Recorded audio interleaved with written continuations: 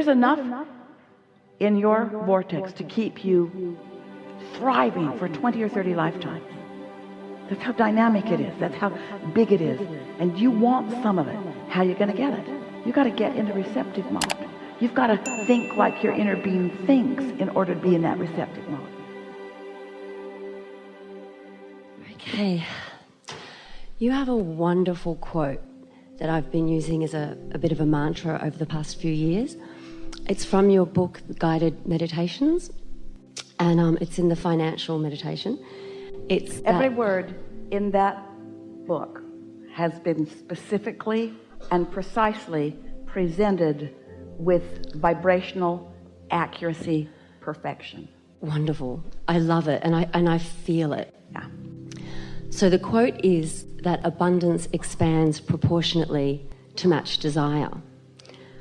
And yeah.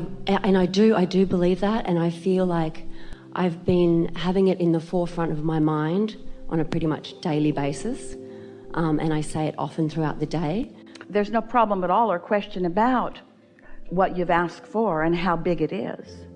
This is the supply and demand thing that we were talking about earlier. The desire is the demand and the belief is the supply.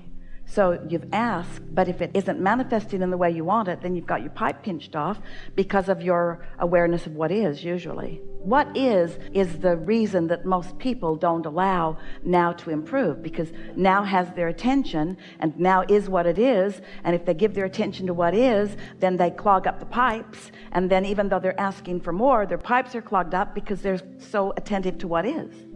So you have to get a little creative by not being so realistic about what is, or by seeing what is as really temporary when it doesn't feel temporary. Well, you're calling it temporary, but I've been in financial difficulties for 25 years, Abraham. That doesn't seem so temporary. And we say, well, it would have been temporary 25 years ago if you hadn't regurgitated it that year and the next year and the next year and the next year and the next year. You keep updating it. So you have a question? Because we know you know all of that.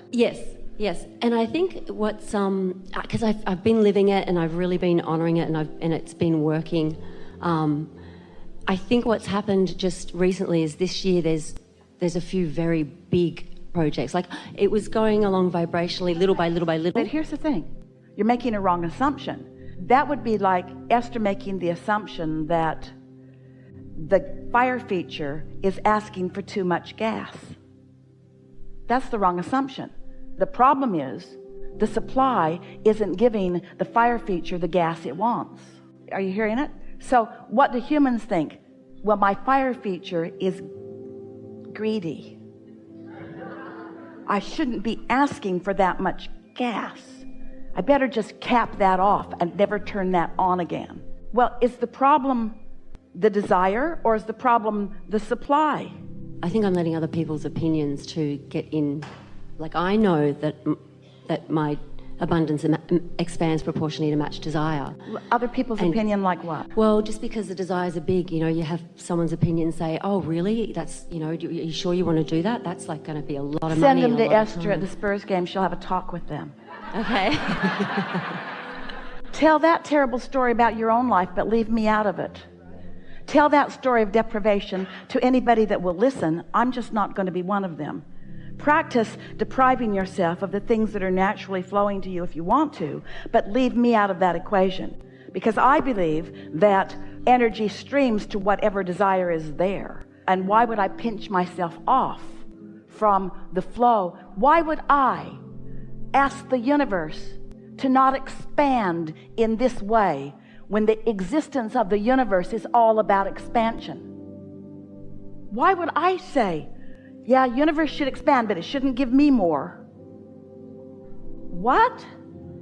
This is either an expanding universe or it's a shrinking universe. Which is it? It's expanding. And how does it expand? You live life and you ask for things. And it's only people who have pinched off their supply that think you should too. Here's a really good rule of thumb. Whenever somebody is giving you advice, just ask yourself, is this a happy person that I'm listening to? If somebody says to you, you should not want that, just ask yourself the question, is this a thriver? Is this person thriving? And your answer is right there. No, this person's trying to teach me deprivation, because this person is living deprivation and wanting to justify their own deprivation by encouraging me to be deprived too. Wonder what my inner being thinks about that. Oh, I can tell by the knot in my stomach what my inner being thinks about this. Really, when you think about it, if it were wrong for you to expand, would you have bothered to come? If it were wrong for you to expand, would you live in a universe that's all about expansion? There's no shrinking of anything. There's no regression. There is no regression. There's no something that was disappearing. There's only more. It's the mantra of the universe. It's what puts the eternalness in eternity. And so, just because much of the world, maybe even most of the world, is humaning rather than allowing the fullness of who they are, doesn't mean that it's a good idea. So we know we've convinced you momentarily. We're going to ask you what you think your inner being thinks. Is thriving wrong? No. Is thriving natural? Yes. Do you have an assignment about how much you should or should not thrive? No. Is your own life the reason that you decide about the thriving that you are choosing? Do you get to choose it moment by moment? Yes. Are there times that you might choose more than other times? Yep. In every case, are you thriving, or in every case, are you not thriving? Thriving. Is energy always flowing through you? Yes. Does it flow because of desire that you have set into motion? Yes. Does it flow only because of desire that you've set into motion, or is there another factor? I would say only because I desire that is set into motion. Well, you're calling for it with your desire, but does it flow only because of your desire, or is there another factor? Well, it flows anyway. Does it flow only because there's desire, or is there another factor? Is your desire the only factor, or is there another factor?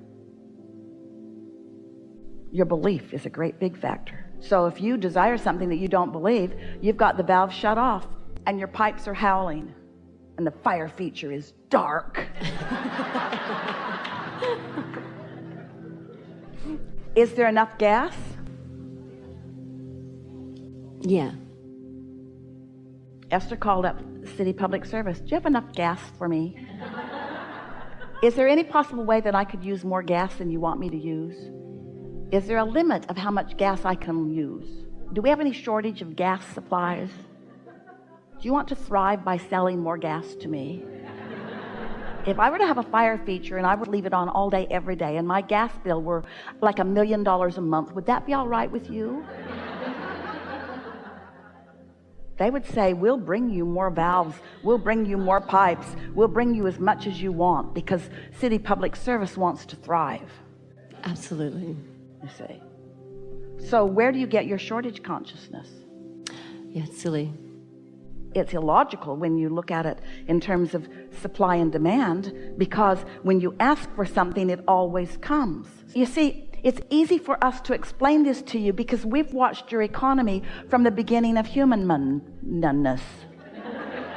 We've watched your economy. We know that when you live life and you ask for more, that the universe provides more, and that there's no shortage, because the law of attraction provides whatever is necessary for the creation of whatever your life has caused you to ask for. So you will never run out of the supply of anything. It will take different forms, but it is an endless supply, because this is an eternal universe.